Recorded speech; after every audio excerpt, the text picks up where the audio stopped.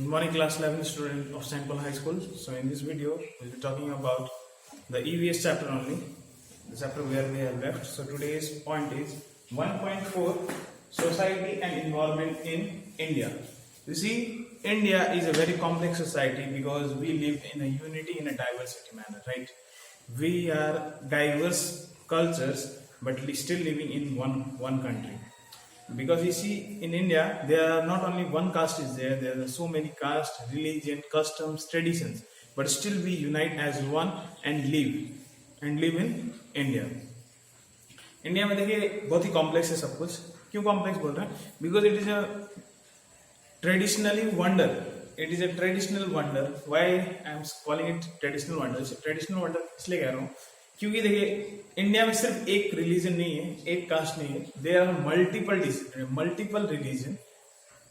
Religion है. धर्म भी बहुत सारे हैं, कास्ट भी बहुत सारी है और ट्रेडिशन भी बहुत सारे हैं, पर हम लोग स्टिल एज वन रहते हैं. ये सुनो. एंड यू सी, और ये जो हम बात करने वाले हैं यहाँ पर society and environment in India, what it is related with environment. You see, ठीक है, हम लोग का आज का अभी हम लोग बुक्स में पढ़ रहे हैं कंजर्वेशन. हमने आपने पढ़ा हुआ क्लास 9 में 10 में conservation of wild life, conservation of resource. Conservation करना क्यों जरूरी है? क्योंकि ताकि हम वो रिसोर्स को, जो चीज है अवेलेबल, उसको क्या कर सके, बचा सके, प्रोटेक्ट कर सके, राइट. पर ऐसा हम लोग के इंडिया में बहुत पहले से चला आ रहा है. That's why we are talking about India. India is so good actually. From the time of Ashoka के टाइम से, from the time of King Ashoka, the conservation has been started. Ashoka ने बहुत सारे वाइल्ड लाइफ सेंचुरीज भी बनाई थी, wild life sanctuaries भी बनाई थी उन्होंने. और वहां पर वो मतलब बड़े बड़े, जैसे आज के जमाने में नहीं है, जैसे इन टुडेज वर्ल्ड, जैसे आज के टाइम में वो वाइल्ड लाइफ सेंचुरीज अब है, वैसे ही अशोका ने वाइल्ड लाइफ सेंचुरी बनाई थी अपने टाइम में, ताकि वो कंजर्व कर सके whatever the wild animals are there, whatever the resources are there. So देखिए कितना पुराना ट्रेडिशन हम लोग इंडिया में कर रहे हैं पहले से. बिकॉज उसको पता था कि क्या पता था, that wild life is square and it should be conserve. पहले का कॉन्सेप्ट है. और हमारे वेद्स एंड पुरान्स, और ओल्ड डॉक्यूमेंट एंड मैन्युस्क्रिप्ट्स, उसमें भी आपको इस wild life conservation and all about this has been talked. इन सब के बारे में बात किया हुआ है, ठीक है. और क्या देखिए, life value too much people would even hesitate to destroy the most, to distress और to disturb the most harmful animals. हम लाइफ को, Indian people basically we respect life a lot. हम लोग लाइफ को बहुत ज्यादा रिस्पेक्ट करते हैं, चाहे वो छोटा से छोटा जानवर हो और खूंखार से खूंखार जानवर हो, इवन लायन हो, टाइगर हो, स्नेक भी हो, तो हम उसको जैसे हैं एज इट इज छोड़ देते हैं और उसको हार्म नहीं पहुंचाते. Why? Because we believe that God does not exist in ourselves only. God also exists in the snake also. Yes, बचपन से आपने ये तो सीखा, भगवान सब में बसता है, तो उनमें भी भगवान है, हमें भी भगवान है. इसलिए that's why we Indian people respect the wild animal, चाहे वो wild animal कितना भी dangerous क्यों ना हो. So this is all about what? Society and environment in India. तो कैसा है overall society and environment in India in respect to environment? Okay. उसके बाद हमारा 1.5 topic,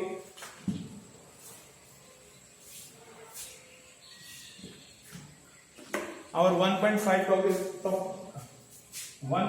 topic is pollution and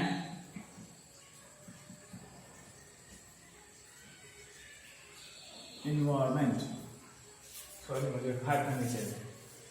Pollution and environment. You see, pollution and environment are very related, because you see, environment is very good, but because of pollution, the environment get disturbed and environment get hampered. You see, ozone hole layer है, वो क्या हो जा रहा है, disturb हो जा रहा है. Why? Because of pollution. और pollution भी सिर्फ एक टाइप का नहीं है, pollution भी बहुत टाइप का. आपने पढ़ा होगा, sound pollution, noise pollution, air pollution, water pollution. There are 1 to more kind of pollution you will going to learn in this chapter. Okay, so these all pollution actually doing what? It is hampering and it is affecting what? It is affecting our environment को क्या कर रहे हैं, ये सब pollution affect कर रहे हैं, hamper कर रहे हैं. उसके बाद हम पढ़ने वाले हैं, नेक्स्ट टॉपिक है हमारा, ये इंट्रोडक्शन था जस्ट, उसके बाद नेक्स्ट टॉपिक है हमारा 1.52 history and global environment.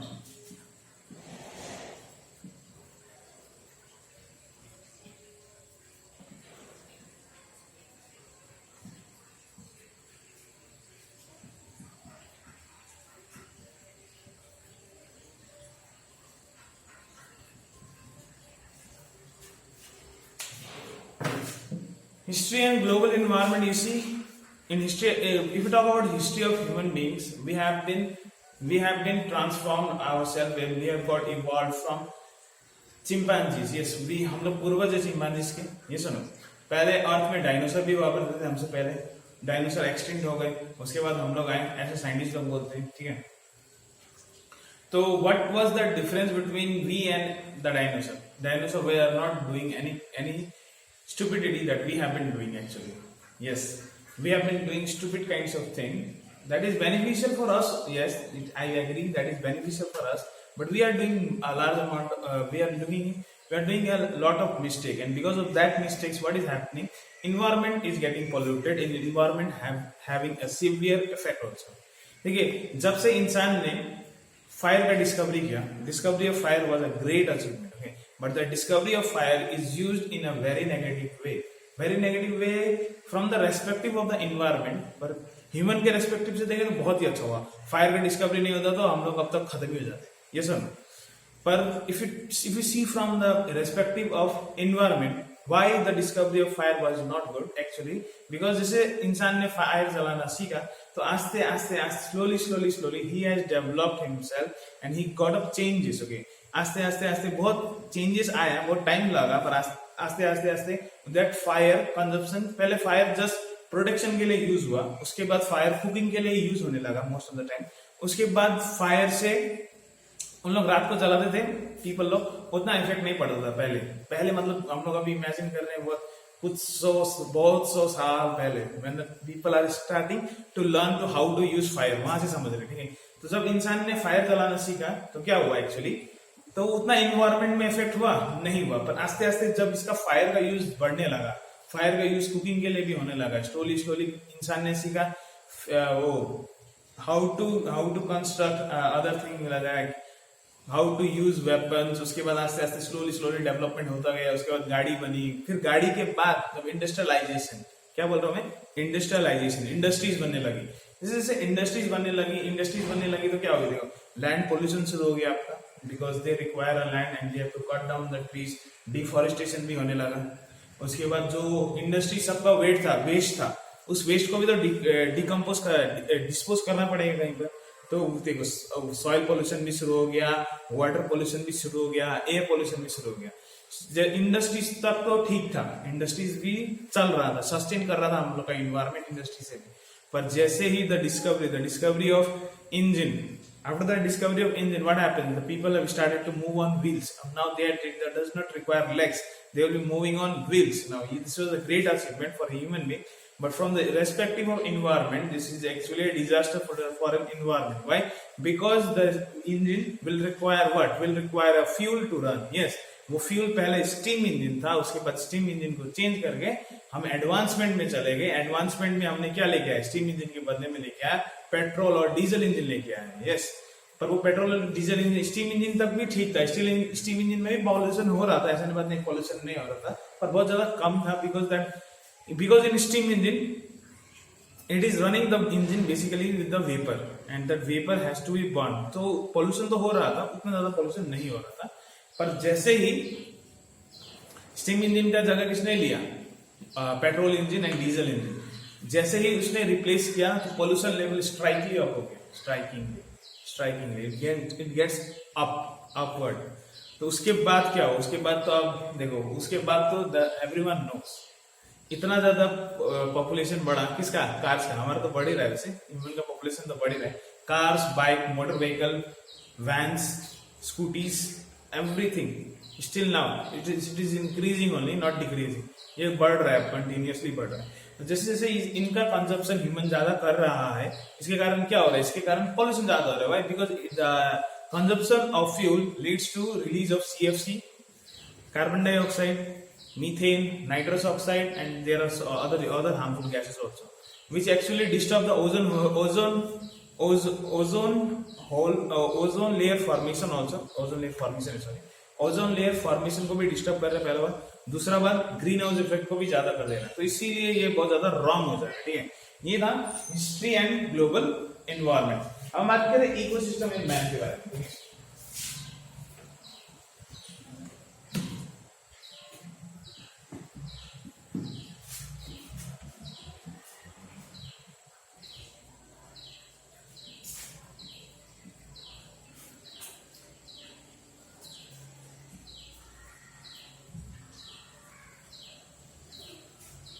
Changes in land use.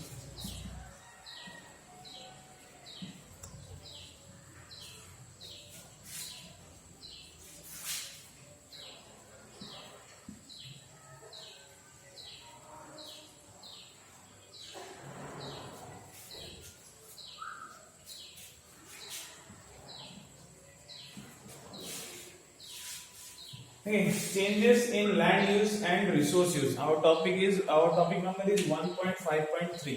Okay, so ये क्या होगी, देखिए अब समझते हैं इसको. Changes in land use and resource use. देखो, पहले इंसान को उतना ज्यादा यूजफुलनेस पता नहीं था लैंड का, पर जैसे जैसे इंसान को यूजफुलनेस पता चलने लगा, तो उसने क्या करने लगा, उसने फार्मिंग शुरू की. उसने देखा कि हम फार्मिंग भी कर सकते हैं, तो उन्होंने पहले फार्मिंग शुरू की. स्लोली दे लर्न, नहीं फार्मिंग नहीं, हम यहाँ पर तो घर भी बना सकते हैं, अपना प्रॉपर घर बना सकते. तो उन्होंने घर बनाने शुरू किया. घर बना करने के लिए क्या ऐसे ही बन जाएगा घर, उन्होंने क्या करना शुरू किया, पेड़ों को काटना शुरू किया. पेड़ों को तो काटने तक भी ठीक था, पर उसके बाद उन्होंने देखा नहीं, यहाँ तो हम और भी ज्यादा घर बना सकते. और भी ज्यादा घर एक्सपैंड होते गए, ट्रीज कटते गए, लैंड ऑक्यूपाई होते गया, और लैंड पोल्यूटेड भी होते गया. देखिए, एक लैंड को अगर हम लोग काटते हैं, मतलब एक लैंड को अगर हम लोग क्लियर करते हैं, तो क्या होता है एक्चुअली, देयर वाज एन, ऐसा नहीं है कि वो लैंड में कुछ था नहीं. हो सकता है बहुत सारे ट्रीज थे, हो सकता है वहां पर बहुत सारे एनिमल्स थे, वहां का एक इकोसिस्टम था, पर वो इकोसिस्टम किसकी वजह से डिस्टर्ब हो गया सर, हमारी वजह से डिस्टर्ब हो गया. तो क्या हो गया, देखो, we are doing that, we are very very useful, we must use it. ऐसा नहीं है कि नहीं यूज करना चाहिए, यूज करना चाहिए, तभी तो हम हैं. अगर यूज ही नहीं करते, हम लोग बोलते हैं नहीं, हम लोग को तो लैंड भी यूज नहीं करना है, कुछ भी यूज नहीं करना, हम लोग तो ऐसे रहेगा, तो हम लोग अभी भी वो जंगल में घूम रहे होते. We have to use it, but in a synchronized way, in a proper manner, in a systematic way. Then only it will be good for us also. Then only it will be good for the environment also. So this is the main problem where we are lacking. So it was all about this. Changes in land use and resources. Whatever the resource we have been using, we have been over exploiting it. मतलब जो भी हम resource use कर रहे हैं, use तो कर रहे हैं, पर हम उसका ओवरली यूटिलाइज कर दे रहे हैं. तो इसी की वजह से प्रॉब्लम है. कोल भी तो अब इंडिया में 2030 scientist have been saying that the coal, whatever the coal amount is there in India, it will going to last up to 2030 to 35. इससे ज्यादा बचेगा नहीं, क्योंकि कंजप्शन रेट भी बढ़ रहा है आपका, और कोल ऐसा नहीं है कि कोल माइन से निकल रहा है तो बढ़ रहा है अंदर, कोल भी खत्म होते जा रहे हैं. तो ऐसा बोल रहे हैं, बाद में एक्सपोर्ट करना पड़ेगा इंडिया, और भी ज्यादा चीजों के दाम बढ़ जाएंगे. तो ये था all about changes in land use and resource use.